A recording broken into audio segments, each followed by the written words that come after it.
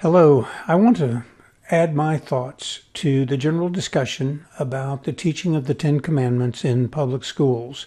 As you know, Texas and many other states are currently addressing the idea that the Ten Commandments should be taught in public schools. And I'd like to throw my thoughts out there for everybody to, factor into their thoughts. So the principles of the Ten Commandments have long served as the moral foundation of Western societies in general, including the United States.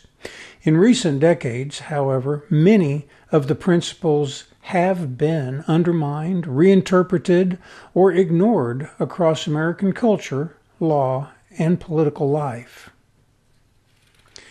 I want you to imagine a society that doesn't have traffic laws. You would experience tremendous traffic jams and danger and difficulty traveling across a city or across the nation. If you had a society that didn't have any laws whatsoever, it might look a lot like the Mad Max movies with Mel Gibson.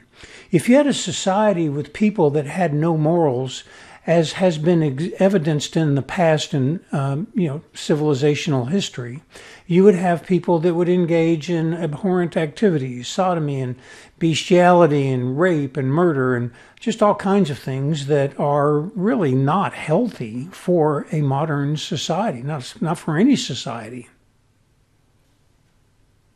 The Ten Commandments have long been the moral bedrock of Western civilization.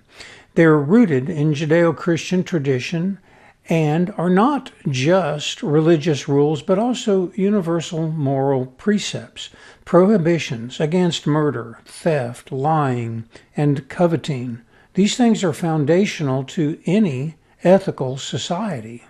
These commandments have influenced Western legal systems, including the development of the English common law, which is a direct precursor to and of the legal foundation for U.S. law.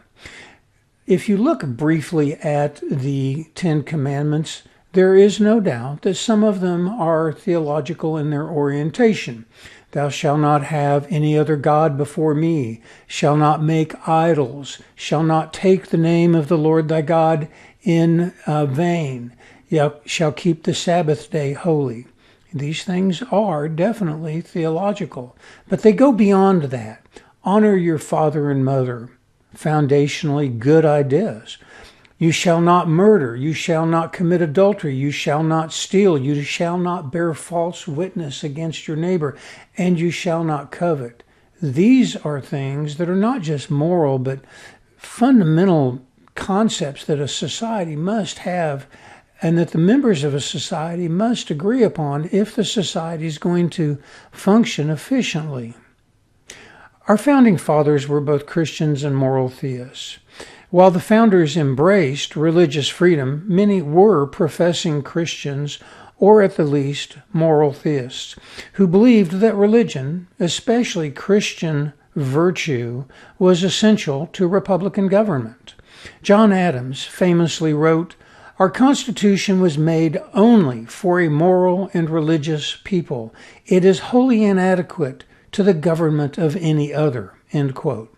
George Washington, in his farewell address, stated, quote, "Of all the dispositions and habits which lead to political prosperity, religion and morality are indispensable supports." End quote. And Thomas Jefferson, though sometimes labeled as a deist, endorsed religious principles for civil society and included the Decalogue, the Ten Commandments, in early American educational materials. In a democracy, civic responsibility is important, and citizens must be self-governing, which means they must exercise restraint, honesty, respect for others, and a duty to the common good. The Ten Commandments promotes virtues critical to democratic health, such as respect for authority, honor your father and mother, respect for life and property, do not murder, do not steal, and truthfulness and integrity, do not bear false witness. There is a historical precedent for teaching the Ten Commandments in schools.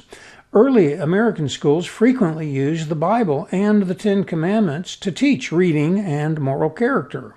The New England Primer, a staple of 18th century education, included Christian catechisms and the Ten Commandments. And the Supreme Court building itself includes a prominent depiction of Moses holding the Ten Commandments, thereby symbolizing the foundational role that the Ten Commandments have in American jurisprudence.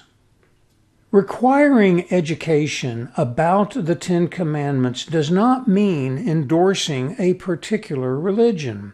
It means recognizing the historical and the moral influence of that religion. Just as students learn about Greek democracy and Roman law, they should also understand the Judeo-Christian moral roots that informed America's founding principles and legal system.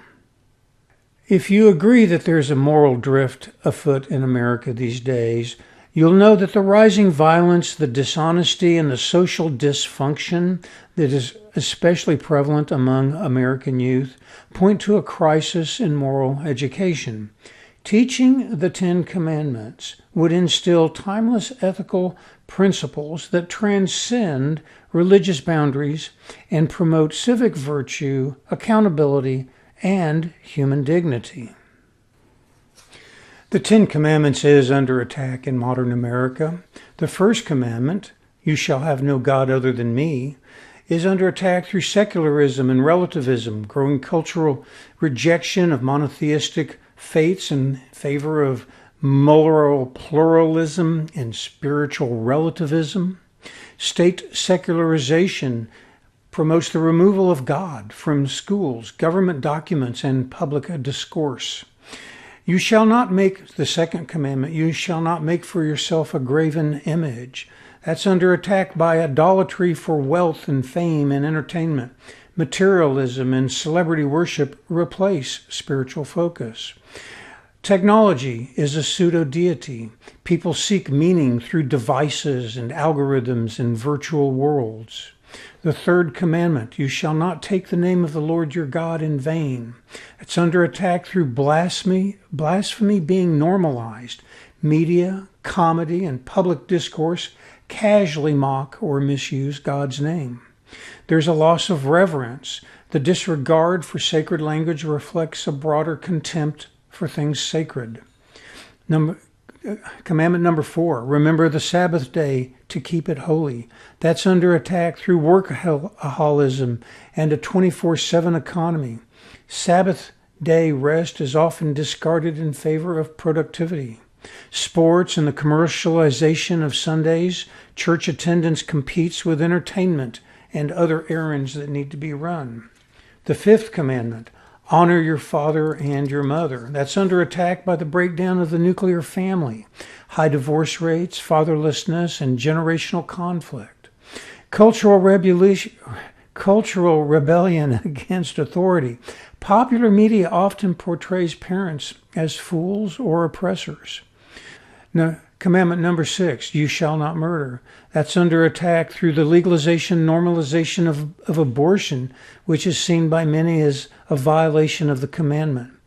There are homicide rates rising in major cities, and there's a glorification of violence in the media and among some political parties, encouragement of that. Euthanasia and assisted suicide are emerging legal concepts that accept the ending of life under certain conditions. Commandment number 7, you shall not commit adultery. That's under attack, again, through the normalization of infidelity through TV and movies that glamorize affairs and casual sex as being culturally acceptable.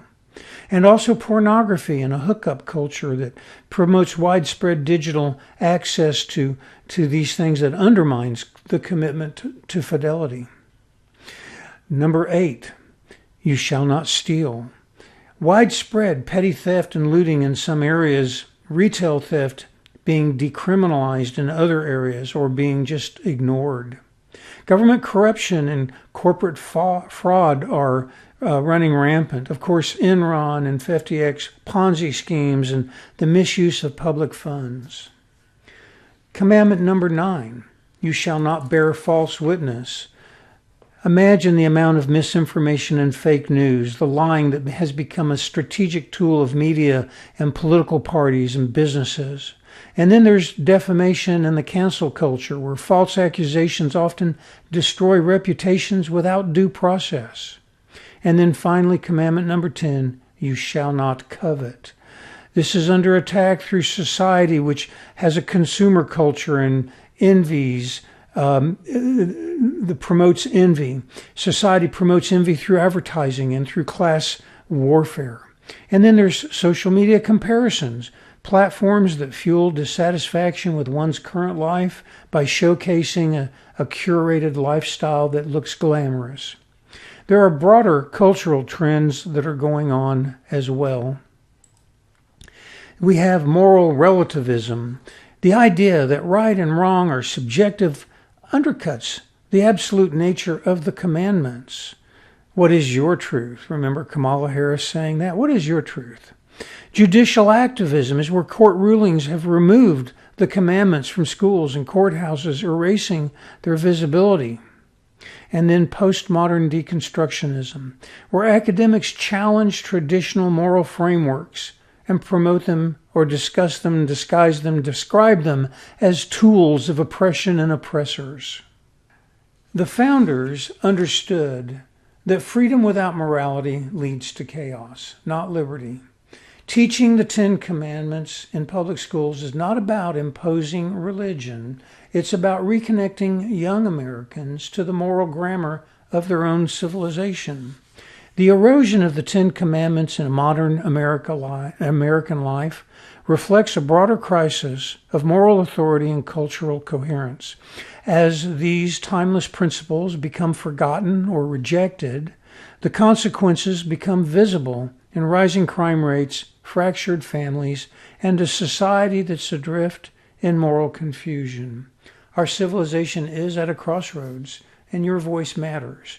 Reach out to your state representatives and your congressmen and women and let them know how you feel about the teaching of the Ten Commandments. I think it's indisputable that our society is drifting away from a society of moral cohesion to a society where moral conflict and disruption of society is occurring.